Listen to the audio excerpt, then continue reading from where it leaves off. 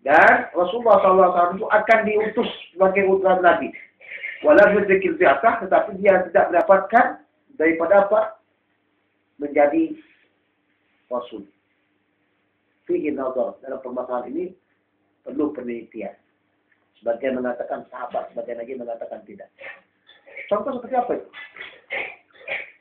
Waraqah bin Nawfal. Jadi permasalahan sekarang begini. Dia beriman dengan Rasul sebelum Rasul diangkat jadi Nabi.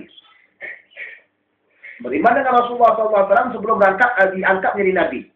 Nah, karena dia melihat daripada berbagai macam mukjizat dan melihat daripada Taurat atau Injil. Jadi dia tahu kalau Rasulullah SAW dan saya meyakini kalau Rasulullah. Tapi Rasulullah tidak diangkat. Tapi dia tahu dia akan diangkat. Nah, apakah orang ini, ya, ketika dia meninggal dunia dan dia tidak pernah merasakan dan tidak pernah mendengar tentang terangkatnya Rasulullah SAW dari Nabi, termasuk dikatakan sahabat atau tidak? Apakah termasuk dikatakan sahabat atau tidak? Nah,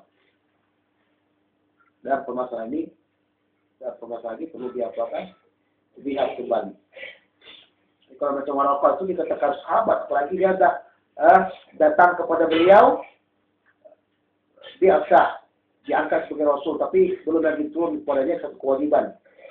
Pada waktu itu ada kewajiban kepada Rasulullah SAW, juga masih dalam keadaan apa? Dalam keadaan pengenalan daripada wahyu. Setelah itu Waraqah meninggal dunia. Wa qawli wa mata ala Islam, dalam perkataan saya, kata Ibnu Hajar Asqalani, beliau meninggal dalam keadaan Islam, faqih salihun yukhraju man irtadda ba'da an laqiyahu.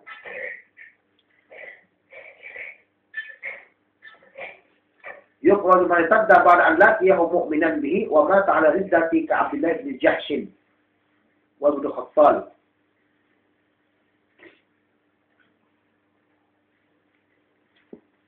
Dikeluarkan daripadanya adalah orang yang murtad setelah dianya itu berjumpa dengan Rasulullah SAW dalam keadaan beriman dengan Rasulullah, tetapi meninggal dalam keadaan murtad waliyadu billah, seperti Abdullah bin Jahshin dan Ibnu Khattal. Jadi orang yang beriman dengan Rasulullah dan masuk Islam bersyarat di hadapan Rasulullah SAW, kemudian setelah itu dia murtad sampai dia meninggal dunia dalam keadaan murtad, maka itu bukan sahabat. Tapi kalau sekiranya dia hanya Islam, kemudian dia murtad, masuk Islam lagi, kemudian dia murtad, masuk Islam lagi, dan akhir penghayatan dia, akhir hidup dia itu dalam keadaan Islam, dia itu sahabat. Jadi akhirnya dalam keadaan kafir, dia itu adalah orang kafir dan murtad, bukan orang Islam, dan dia juga bukan sahabat Rasulullah Sallallahu Alaihi Wasallam. Seperti Abdullah bin Jahshin. Ya. Rasulullah SAW memiliki seorang istri bernama siapa? Yang dikawinkan oleh Rasulullah SAW Rasulullah kawinkan orang tersebut lewat daripada Raja Najasyi. Beliaulah yang mengawinkan perempuan tersebut dengan Rasulullah SAW sebagai wakilnya di bagian Habs. Sebab apa? Ummul Mukminin ini anak daripada Abi Sufyan. Namanya siapa? Habibah kalau maksud saya. Jadi suami dia murtad masuk agama Masehi. Sampai meninggal dia tetap agama Masehi.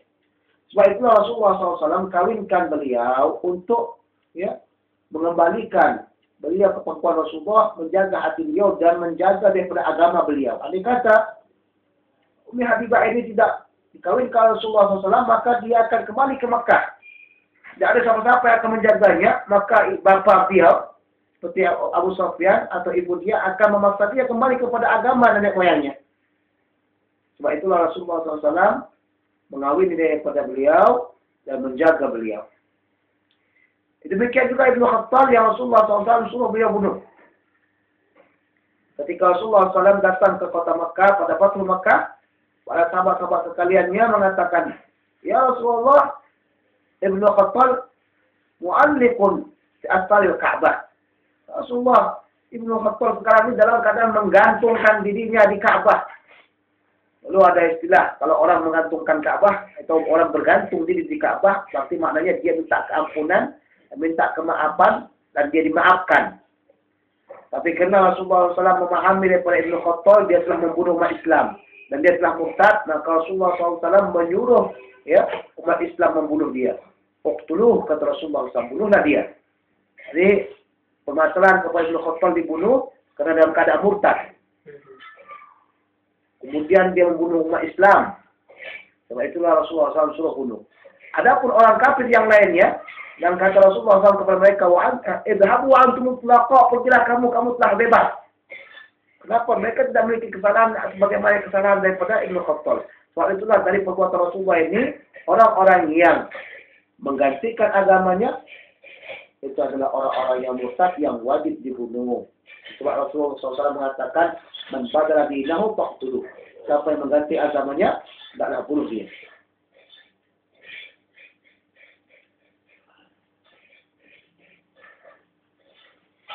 فإن اسم الصحابة باق له سواء أرجع إلى الإسلام في حياته أم بعده. وقولي dan perkataan saya walau taqallalat riddah, kalau dalam perkataan saya walaupun diselangkangi oleh kemurtadan, masuk Islam murtad, ay baina laqihi lahu mu'minan bihi wa baina mautihi 'ala al-Islam. Di antara berjumpanya dia dengan Rasulullah SAW dalam keadaan beriman, dan di antara matinya dalam keadaan Islam. Matinya dalam keadaan Islam. Berjumpanya Rasulullah dalam keadaan Islam, tapi ternyata itu kafir.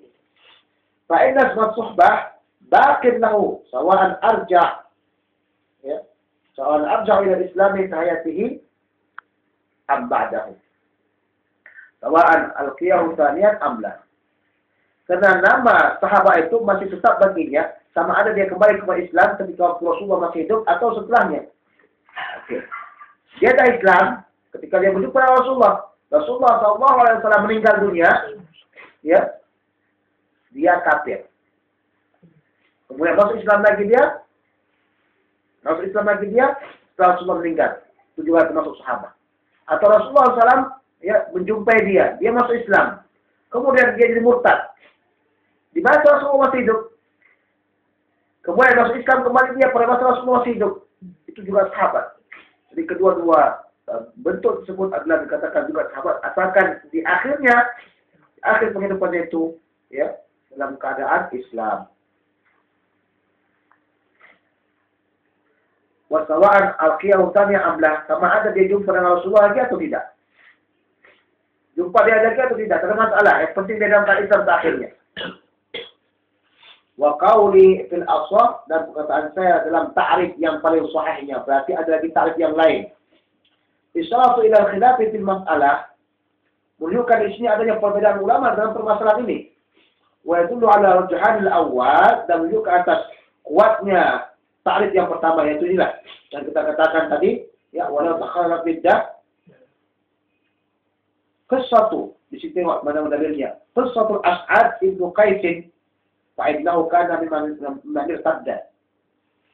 Seperti kisahnya As'ad daripada anak Ibnu Qais. Beliau ini termasuk orang yang telah murtad. Wa utiya bi ila Abi Bakr Siddiq asiran. Dan didatangkan dia kepada Abu Bakar Siddiq. Jadi dibawa dia ini kepada Abu Bakar Siddiq sebagai apa? Tawanan. Fa'ada ila Islam. Maka dia kembali ke Islam. Jadi dia, okeylah, kalau masalah saya Islam kembali, asyhadu an la ilaha illallah wa asyhadu anna Muhammad Rasulullah. Jadi tawan. Dalam tawan tersebut dia mengucap asyhadu an la ilaha illallah wa asyhadu anna Muhammad Rasulullah. Ya.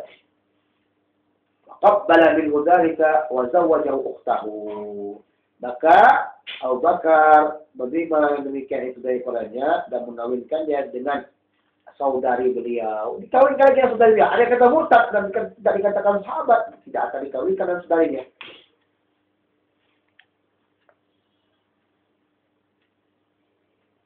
Walam yahtanid ahadun an dzikrihi fi sahabah. Ya, tidak ada seseorang pun yang berbeda pendapat tentang menyebutkan dia itu sebagai seorang sahabat. Wala an takhrij ahadithi fil masanid wa ghairiha, dan juga tidak ada daripada orang yang ikhtilaf tentang masalah mengeluarkan hadisnya itu dalam kitab musnad. Nah, musnad itu berarti daripada sahabat langsung daripada Rasulullah SAW.